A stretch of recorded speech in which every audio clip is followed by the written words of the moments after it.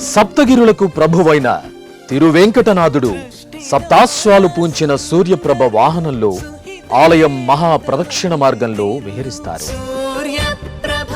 ఉదయభానుని బంగారు కిరణాలు తిరుమలేసుని వజ్ర కిరీటంపై, వక్షస్థలంపై, శంఖచక్రాలపై, శ్రీవారి పాదపద్మాలపై ప్రసరించే మనోహర దృశ్యాన్ని వీక్షించండి. సంపూర్ణ ఆరోగ్యాన్ని పొందండి.